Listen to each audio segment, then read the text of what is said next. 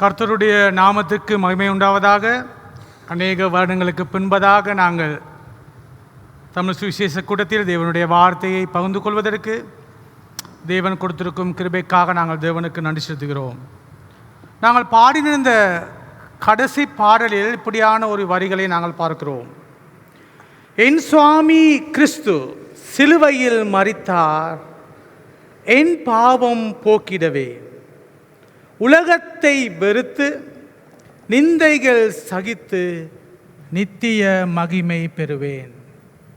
எங்கள் ஒவ்வொருவருடைய வாழ்க்கையின் எதிர்பார்ப்பு இது மாத்திரம்தான். கிறிஸ்துவானவர் எங்களுடைய பாவத்துக்காக மரித்தார். எங்களுடைய எல்லா நிந்தைகளையும் நாங்கள் வெறுத்து சகித்து நித்திய காலமாக அவருடைய மகிமையை நாங்கள் பெறப்போகிறோம். இதைவிட எங்களுடைய வாழ்க்கையில் பெரிதான எந்த விதமான காரியமும் முடியாது. காரணம், ஆண்டவராகிய இயேசு கிறிஸ்துவை தன்னுடைய ஜீவியத்தில் சொந்த இரட்சகராக ஏற்றுக்கொண்ட எல்லாருடைய வாழ்க்கையிலும் இப்படியான எதிர்பார்ப்பு இருக்கிறது. அப்படி எதிர்பார்ப்பு இல்லாதவர்கள் பேர் கிறிஸ்தவர்களாக மாத்திரம்தான் இந்த உலகத்தில் வாழுகிறார்கள். இயேசு கிறிஸ்துவை தன்னுடைய ஜீவியத்தில் சொந்த இரட்சகராக ஏற்றுக்கொண்டு இரட்சிப்பின் நிச்சயத்துவம் இருக்கிற ஒவ்வொருடைய வாழ்க்கையிலும் அவருடைய மகிமையை, நித்திய மகிமையை பெறுவேன் என்ற நம்பிக்கை எங்கள் ஒவ்வொருடைய ஜீவியத்திலும் காணப்படுகிறது. அதனால் அந்த சிந்தையை நாங்கள் மனதில் வைத்துக்கொண்டு நாங்கள் வேதத்தை நாங்கள் திருப்புவோம். 2 தீமோத்தேயு 2ஆம் அதிகாரத்துக்கு எங்களுடைய வேதத்தை நாங்கள் திருப்புவோம். 2 தீமோத்தேயு 2ஆம் அதிகாரம் 9ஆம் வசனத்திலிருந்து 13ஆம் வசனம் வரை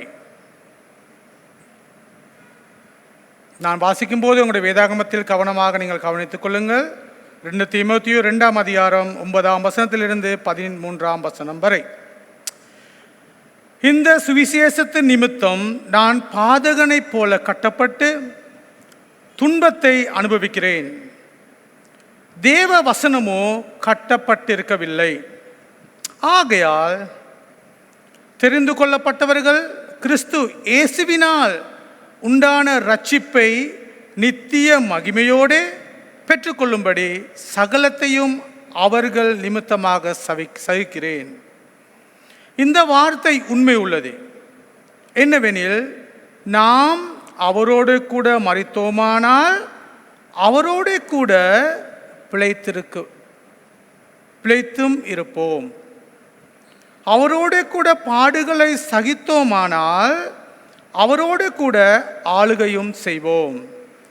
நாம் அவரை மறுதலித்தார், அவரும் நம்மை மறுதலிப்பார். 13ஆம் வசனம், நாம் உண்மை இல்லாதவர்களாய் இருந்தாலும் அவர் உண்மை உள்ளவராய் இருக்கிறார். அவர் தம்மை தாமே மறுதலிக்க மாட்டார். இந்த 2 தீமோத்தேயு 2ஆம் அதிகாரத்தை நான் வாசிக்கும் போது, நாங்கள் வாலிப காலத்தில் இந்த இடத்தில் நாங்கள் வேதாகமத்தை படிக்கும்போது, வாலிப கூட்டத்தில் நாங்கள் பங்கு பெறும்போது, இந்த 2ஆம் அதிகாரத்தில் அநேக காரியங்களை நாங்கள் கற்றுக்கொண்டோம். இதை வாசிக்கும் போது எனக்கு ஞாபகம் வந்தது. அப்பொழுது நாங்கள் படித்த வேதாகமத்தில் உள்ள பாடங்களை நாங்கள் எப்பயாவது ஒரு நேரத்தில் நாங்கள் வாசிக்கும்போது அப்போ படித்தது அப்படியே ஞாபகத்துக்கு வரும்.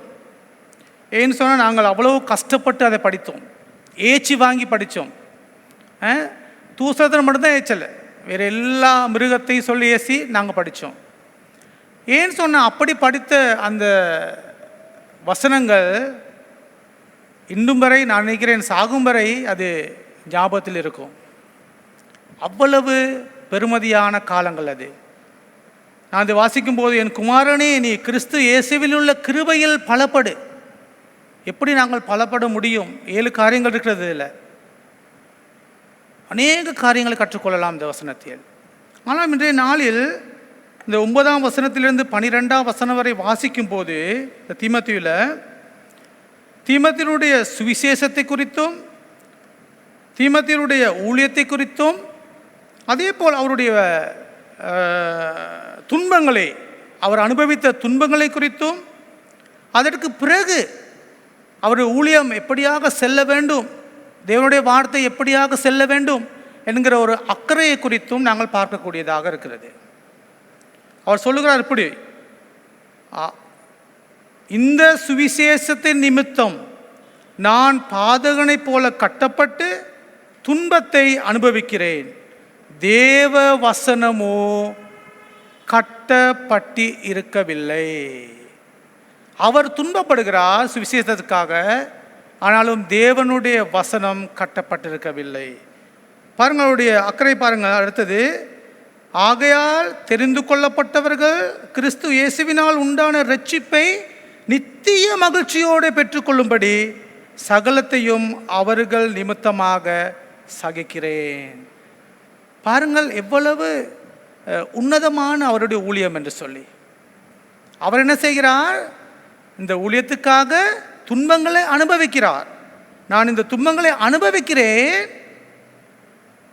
கிறிஸ்துவினால் உண்டான இரட்சிப்பை பெறும் நித்திய மகிமையை பெற்றுக்கொள்ளும்படி இதுக்காக நான் சகலத்தையும் சகித்துக் கொள்கிறேன்.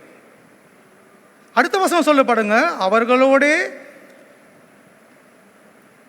பாருங்க 11ஆம் வசனம், இந்த வார்த்தை உண்மை உள்ளது, என்னவெனில் நாம் அவரோட கூட மரித்தோமானால் அவரோடு கூட பிழைத்திருப்போம்.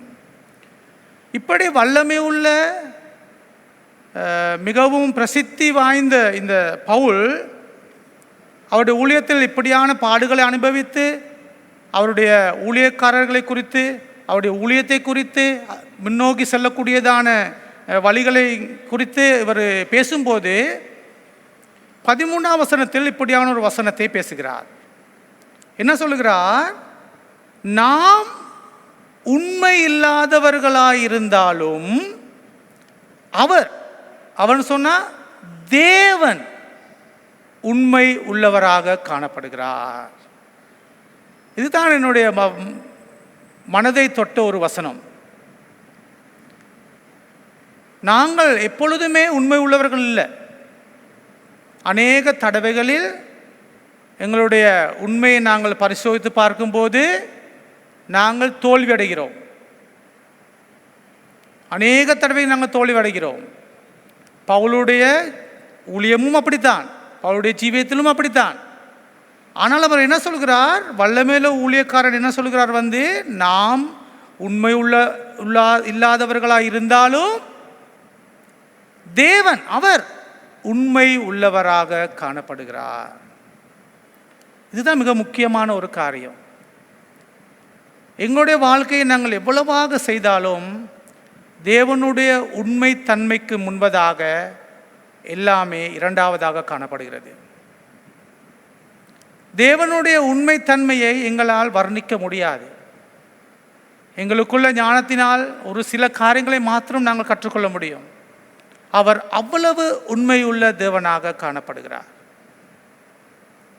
நாங்கள் பார்த்தோம் இந்த இடத்தில் பாருங்கள், நாம் உண்மை இல்லாதவர்களாக இருந்தாலும் அவர் உண்மை உள்ளவராக காணப்படுகிறார். நான் இப்பொழுது உண்மைத்தன்மையை பற்றி நான் யோசிக்கும் போது இந்த உண்மைத்தன்மையை குறித்து ஒரு வரைவிலக்கணத்தை நான் பார்த்தேன், ஒரு இடத்தில் வாசித்தேன்.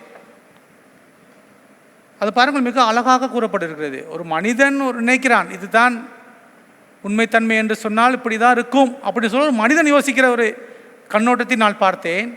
அவன் சொல்கிறார் இப்படி: உண்மை என்பது உறுதியுடன் இருப்பது, ஒருமனப்பாட்டை காட்டுவது மற்றும் வலுவான நிலையான தன்மையை காட்டுவது. ஒருவரின் வார்த்தை வாக்குறுதிகளுக்கு உண்மையாக இருத்தல். நீங்கள் சொல்லும் வார்த்தைகளை என்ன விலை கொடுத்தாலும் உங்கள் வார்த்தைகளை கடைபிடிக்க வேண்டும். அப்படி சொன்னால் நீங்கள் சொன்ன வார்த்தைகளை, உண்மையை, எப்படிப்பட்ட நிலைமை வந்தாலும் அதை நீங்கள் காத்துக்கொள்ள வேண்டும். இப்படியான ஒரு வரைவிலக்கணத்தை நான் பார்த்தேன். இப்படியாக அநேக வரைவிலக்கணங்கள் இருக்கிறது உண்மைத்தன்மைக்கு. பாருங்கள், ஒரு மனிதன் இந்த உண்மைத்தன்மையை குறித்து எவ்வளவாக ஒரு வர்ணனை பண்ணுகிறான். அவன் இதை பார்த்து வரைவிலக்கணத்தை அவன் சொல்லுகிறான். ஆனாலும் இந்த இடத்தில் பவுல் சொல்லுகிறார், நாம் உண்மை இல்லாதவர்களாக இருந்தாலும் தேவன் உண்மை உள்ளவராக இருக்கிறார். அது இன்றைய நாளில் தேவனுடைய உண்மை தன்மைகளை குறித்து நாங்கள் 5 காரியங்களை கற்றுக்கொள்ளப் போகிறோம். இந்த 15 நிமிடத்துக்குள்ளாக நாங்கள் 5 காரியங்கள் நாங்கள் கற்றுக்கொள்ளப் போகிறோம். அவருடைய உண்மை தன்மையில் மகிழ்ச்சியாக இருப்பது, தேவனுடைய உண்மை தன்மையில் மகிழ்ச்சியாக இருப்பது. அப்படி சொன்னால் நாங்கள் தேவனுடைய உண்மை தன்மையை நாங்கள் அடைந்திருக்க வேண்டும். அவர் எவ்வளவு உண்மையுள்ள தேவன். 5 காரியங்கள் இன்றைய நாளில் பார்க்க போகிறோம். மிக முக்கியமான ஆழமான ஆவிக்குரிய காரியங்களை குறிப்பிடுகிற இந்த 5 காரியமாக காணப்படுகிறது. முதலாவது காரியம், நாங்கள் எங்களுடைய வேதத்தை திருப்போம். 1 யோவான் 1 அதிகாரம் 8 9 வசனம். 1 யோவான் 1 அதிகாரம் 8 9 வசனம். யாராவது வாசிக்க முடியுமா? 1 யோவான் 1 அதிகாரம் 8 9 வசனம்.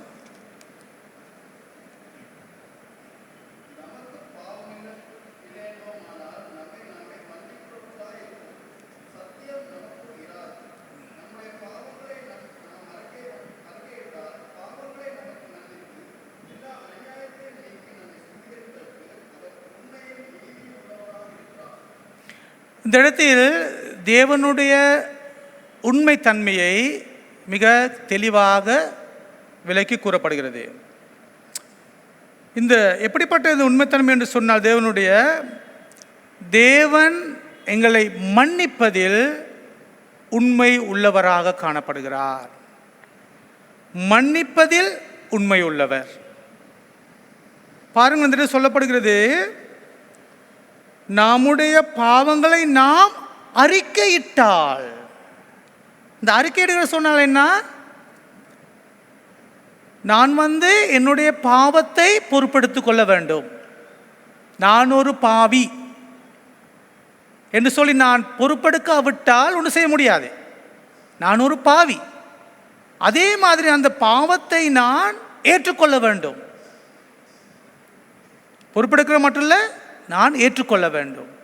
அதே மாதிரி அந்த பாவத்தை நான் தேவனுக்கு முன்பதாக அறிக்கையிட வேண்டும், மனம் திரும்ப வேண்டும்.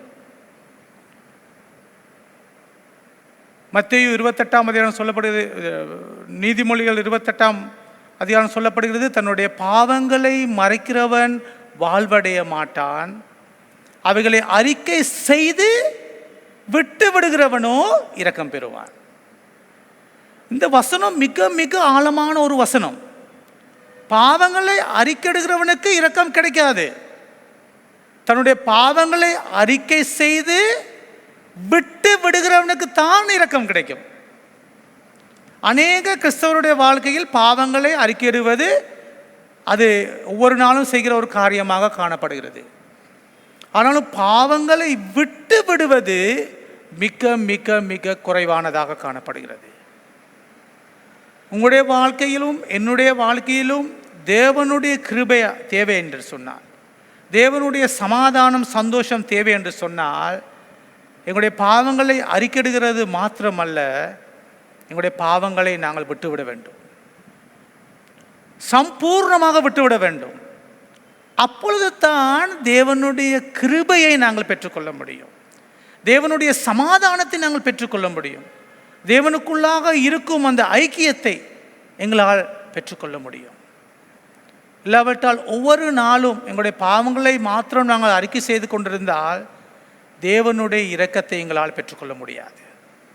அதனால் இந்த இடத்தில் என்ன சொல்லப்படுகிறது? தம்முடைய பாவங்களை தாம் அறிக்கையிட்டால் தமது பாவங்களை மன்னித்து எல்லா அநியாயத்தையும் நீக்கி எங்களை சுத்திகரிப்பதற்கு அவர் உண்மையும் நீதியும் உள்ளவராக இருக்கிறார். அதனால் தேவன் முதலாவதாக எங்களுடைய பாவங்களை மன்னிப்பதில் உண்மை உள்ளவராக காணப்படுகிறார். அப்படின்னு சொன்னால் நாங்கள் எப்படிப்பட்டவர்களாக இந்த உலகத்தில் வாழுகிறோம்? தேவனுக்கு முன்பதாக எங்களுடைய எல்லா பாவங்களையும் அறிக்கையிட்டு மன்னிப்பை பெற்று அந்த பாவங்களை விட்டுவிட்ட ஒரு ஜீவிக்கிறவர்களாக காணப்படுகிறோமா? அப்படி இல்லாவிட்டால் எங்களுடைய வாழ்க்கை ஒரு பேர் கிறிஸ்தவனாக மாறிவிடும். பேர் கிறிஸ்தவர்கள் அப்படித்தான். சபைக்கு போவார்கள், அவர்கள் தன்னுடைய அந்த கூட்டத்தில் இருப்பார்கள், கூட்டம் முடிந்த பிறகு வெளியே போவார்கள். யாரும் கேட்டால் நீங்கள் எந்த மதத்தை உடையவர்? நான் ஒரு கிறிஸ்தவன், ஞாயிற்றுக்கிழமை சபைக்கு போகிறவன். பாவங்களை அறிக்கையிட்டீங்களா? ஓ, நான் அறிக்கையிட்டேன், என்னுடைய எல்லா பாவங்களும் நான் அறிக்கையிட்டு இருக்கிறேன். பாவத்தை விட்டு விட்டீங்களா? அப்படின்னு எனக்கு தெரியாது. அப்படித்தான் அநேக கிறிஸ்தவர்கள் வாழ்ந்து கொண்டிருக்கிறார்கள். ஆனாலும் தேவனுடைய உண்மைத்தன்மை என்ன? அவர் எங்களுடைய பாவங்களை மன்னிக்கிறவர். அவருடைய பாவங்களை மன்னிக்க உண்மையுள்ள தேவனாக, உண்மைத்துவம் உள்ள தேவனாக காணப்படுகிறார். அது இன்றைய நாளில் எங்களுடைய நிலைமை எப்படிப்பட்டதாக காணப்படுகிறது? எங்களுடைய பாவங்களை நாங்கள் அறிக்கையிட்டு மன்னிப்பை பெற்று அந்த பாவத்தை விட்டுவிட்ட ஜனமாக நாங்கள் காணப்படுகிறோமா?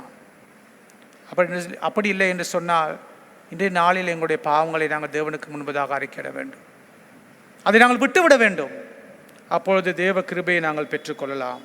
அதனால் முதலாவதாக தேவனுடைய உண்மைத்தன்மையின் முதலாவது பாவங்களை மன்னிப்பதில் உண்மையுள்ள தேவனாக காணப்படுகிறார். இரண்டாவது காரியத்தை நாங்கள் பார்ப்போம். 1 கொரிந்தியர் 10ஆம் அதிகாரம் 13ஆம் வசனம். 1 கொரிந்தியர் 10ஆம் அதிகாரம் 13ஆம் வசனம். மனுஷருக்கு நேரிட சோதனை அல்லாமல் வேறே சோதனை உங்களுக்கு நேரிடுவதில்லை. தேவன் உண்மையுள்ளவராய் இருக்கிறார். உங்கள் திராணிக்கு மேலாக நீங்கள் சோதிக்கப்படுவதற்கு அவர் இடம் கொடாமல் சோதனையை தாங்கத்தக்கதாக சோதனையோடு கூட அதற்கு தப்பித்துக்கொள்ளும் போக்கையும் உண்டாக்குவார். இந்த இடத்தில் சொல்லப்படுகிறது மனிதர்களுக்கு நேரிடுகிற சோதனை.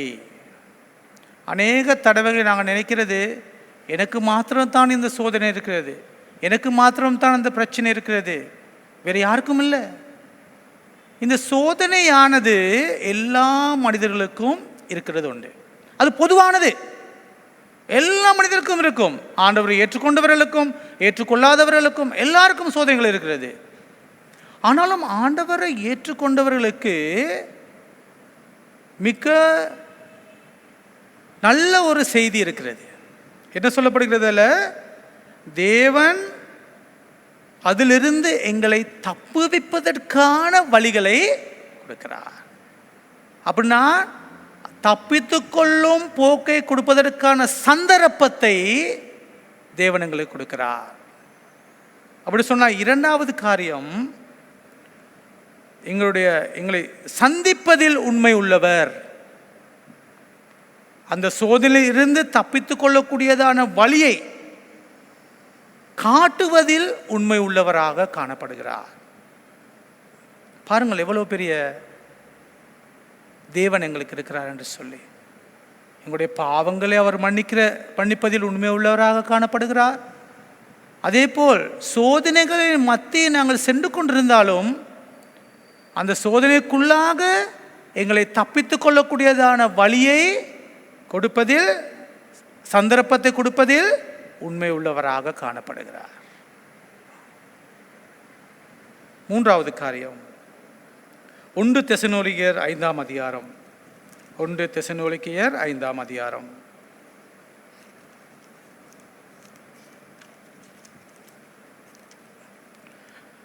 ஒன்று தெசலோனிக்கேயர் 5ஆம் அதிகாரம் 23ஆம் 24ஆம் வசனம். யாராவது ஒரு வாசியுங்கள். 1 தெசலோனிக்கேயர் 5ஆம் அதிகாரம் 23ஆம்.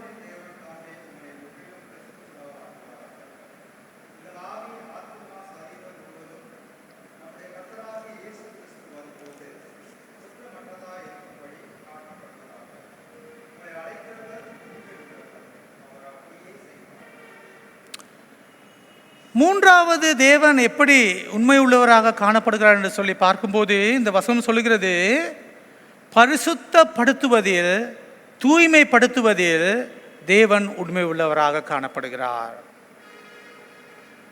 நாங்கள் பாவத்திலிருந்து விடுதலையாகி பரிசுத்தம் உள்ள ஒரு வாழ்க்கையை வாழ வேண்டும் என்று சொல்லி தேவன் விரும்புகிறார்.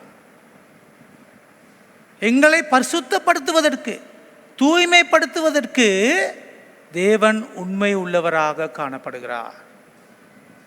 பாருங்க, சொல்லப்படுகிறது, எங்களுடைய ஆவி, ஆத்துமா, சரீரம் இயேசு கிறிஸ்து வரும்போது குற்றமற்றதாய் இருக்கும்படி காட்பதற்காக உங்களை அழைத்த தேவன் உண்மை உள்ளவர்.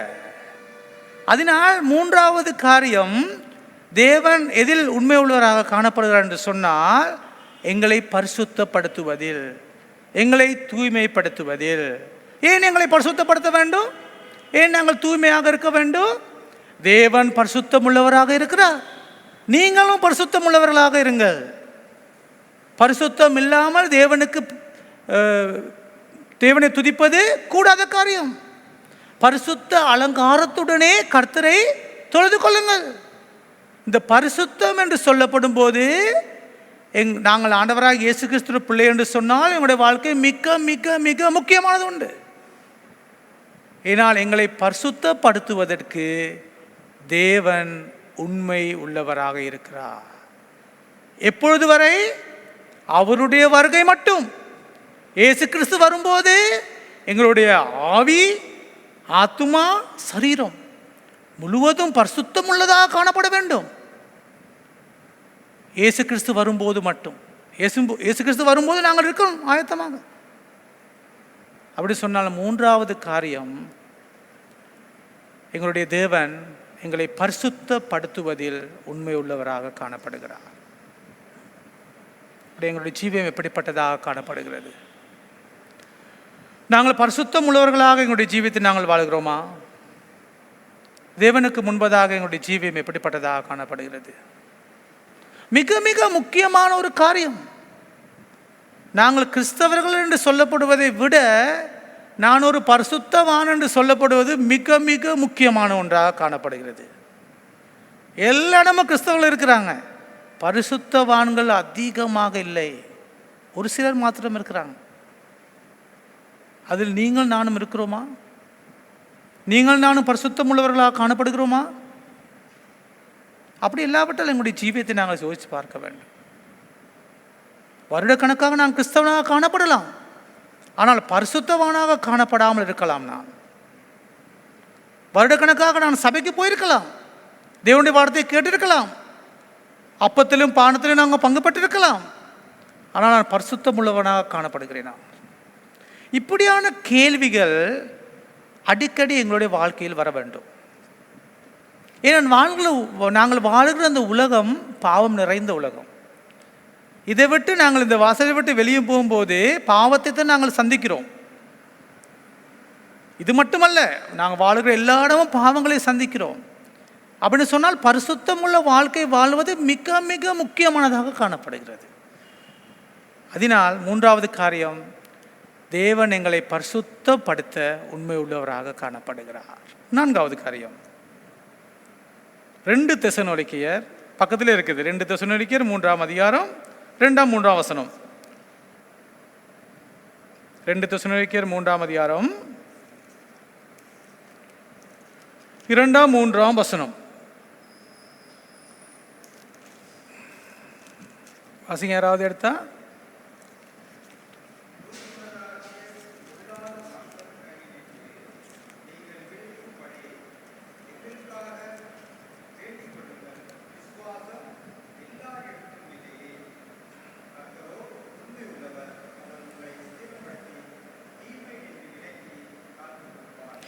நான்காவது தேவனுடைய உண்மைத்தன்மையை நாங்கள் இந்த இடத்தில் பார்க்கிறோம். எங்களை பாதுகாப்பதில் தேவன் உண்மை உள்ளவராக இருக்கிறார். எங்களை பாதுகாப்பு மிக முக்கியம் தானே. என்ன சொல்லப்படுது இல்லை? துர்க்குணராகிய பொல்லாத மனுஷர் கையில் நின்று, யாரு? துர்க்குணராகிய பொல்லாத மனுஷர் கையில் நின்று நாங்கள் விடுவிக்கும்படிக்கு எங்களுக்காக வேண்டிக் கொள்ளுங்கள், கர்த்தரோ உண்மை உள்ளவர். எங்களை சுற்றி வாழுகிற பொல்லாத மனிதர்கள், பொல்லாத சூழ்நிலைகள், பொல்லாத பாவங்கள் இருந்து எங்களை பாதுகாப்பதற்கு தேவன் உண்மை உள்ளவராக காணப்படுகிறார். எங்களை பாதுகாப்பு அவசியமா? பாதுகாப்பு அவசியமா? தேவை. பாதுகாப்பு தேவை. இல்லாவிட்டால் ஒவ்வொரு நாள் நாங்கள் பாவம் செய்வோம். ஒவ்வொரு நாளும் எங்களுக்கு விருப்பமானபடி நாங்கள் வாழுவோம். தேவனுடைய பாதுகாப்பு இல்லாவிட்டால் எங்களுடைய வாழ்க்கை மிக மிக மிக மோசமான ஒரு வாழ்க்கையாக காணப்படும். பொல்லாத மனுஷர்கள் கையினின்று நாங்கள் விடுவிக்கும் படிக்கு கர்த்தரோ உண்மை உள்ளவராக இருக்கிறார். அவர் உங்களை ஸ்திரப்படுத்தி தீமையில் நின்று விலக்கி காத்துக்கொள்வார். தைரியப்படுத்தி எங்களுக்கு வரும் தீமையிலிருந்து எங்களை அவர் காத்துக்கொள்கிறார். முதலாவது, அவர் எங்களுடைய பாவத்தில் இருந்து எங்களை மீட்டெடுப்பதில் உண்மை உள்ளவராக காணப்படுகிறார். அதே போல் இரண்டாவது, எங்களுடைய சந்திப்பதில், அப்படின்னு சொன்ன எங்களுடைய பிரச்சனைகள் சூழ்நிலை மத்தியில் அதிலிருந்து விடுவிக்கிறதுக்கான வழிகளை எங்களுக்கு கொடுப்பதில் உண்மை உள்ளவராக காணப்படுகிறார். மூன்றாவது, எங்களை படுத்துவதில் உண்மை உள்ளவராக காணப்படுகிறார். நான்காவது, எங்களை பாதுகாப்பதில் உண்மை உள்ளவராக காணப்படுகிறார். அன்றைய நாளில் கடைசியும் ஐந்தாவதுமான காரியத்தை நாங்கள் பார்க்க போகிறோம். 1 கொரிந்தியர் 1ஆம் அதிகாரம் 8ஆம் 9ஆம் வசனம். 1 கொரிந்தியர் 1ஆம் அதிகாரம் 8ஆம் 9ஆம் வசனம். யாராவது ஒரு சகோதரி வாசிங்களே இந்த வசனத்தை பார்ப்போம். 1 கொரிந்தியர் 1ஆம் அதிகாரம் 8ஆம் 9ஆம் வசனம்.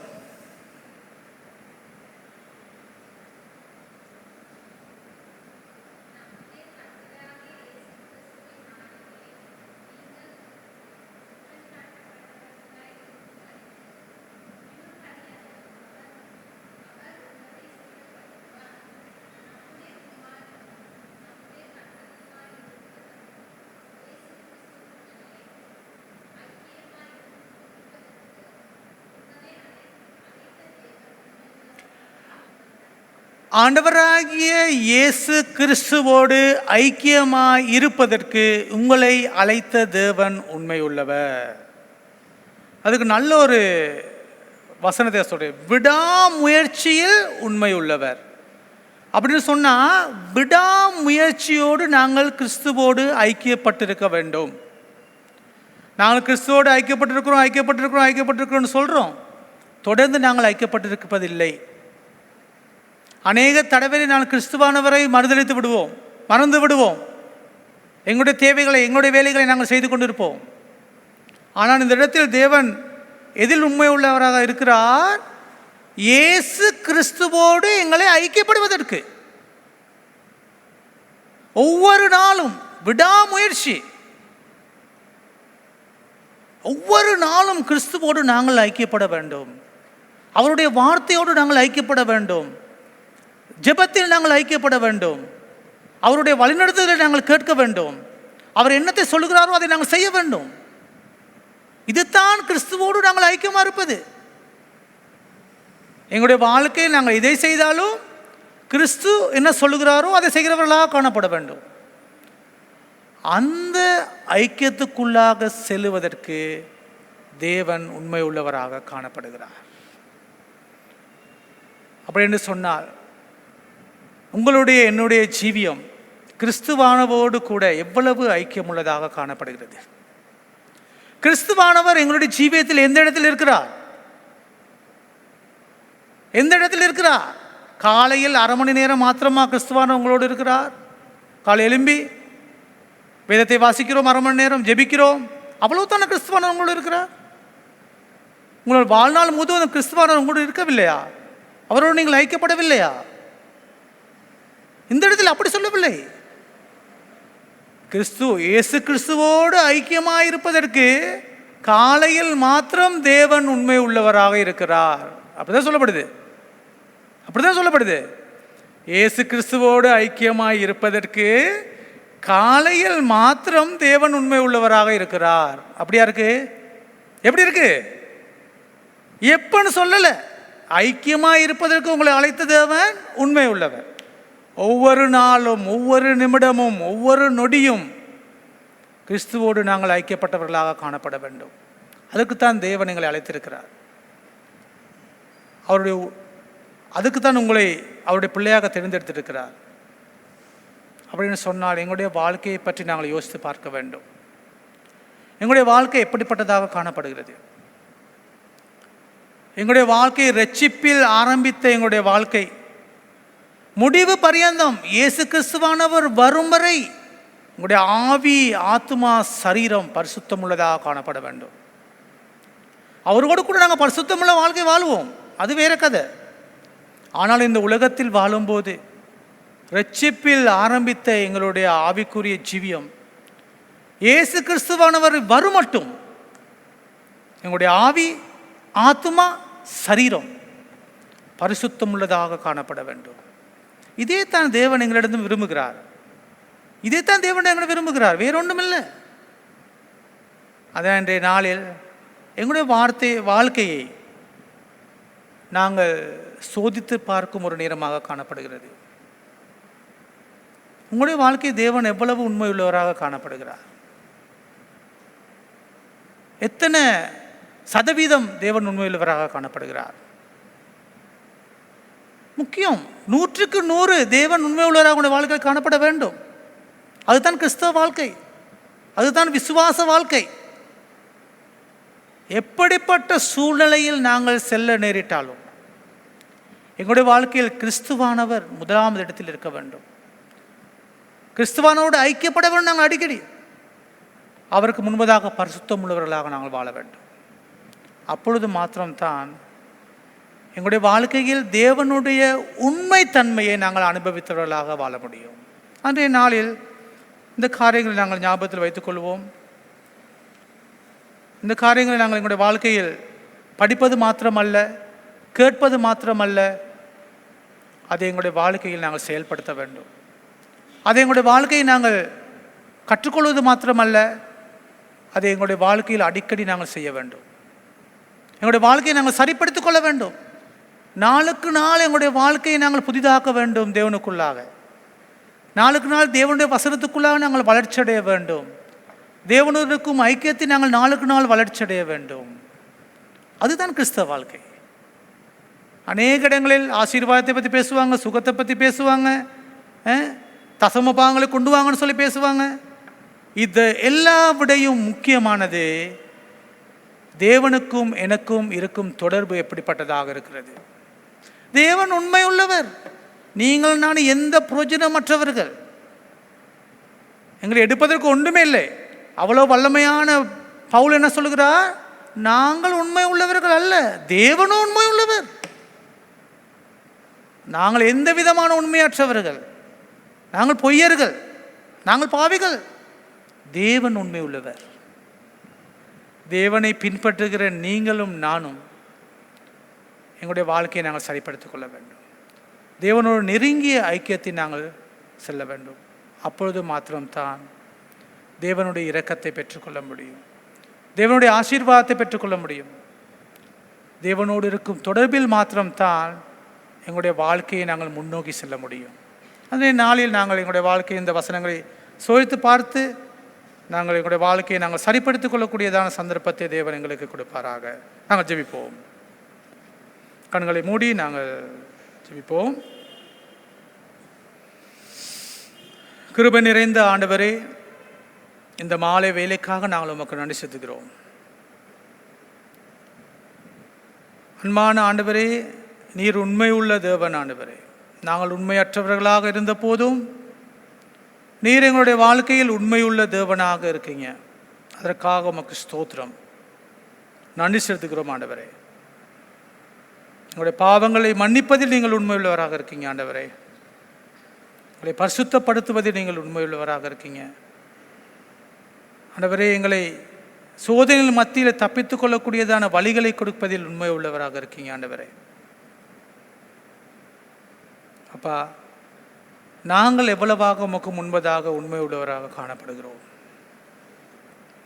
நாங்கள் ஆண்டவரே உமக்கு முன்பதாக எங்களுடைய ஜீவியத்தில் எந்த இடத்தில் இருக்கிறோம்? ஆண்டவரே, எங்களை சோதித்து பார்க்கக்கூடியதான கிருபையை எங்கள் ஒவ்வொருவருக்கும் நீங்கள் கொடுக்க வேண்டும் என்று ஜெபிக்கிறோம்.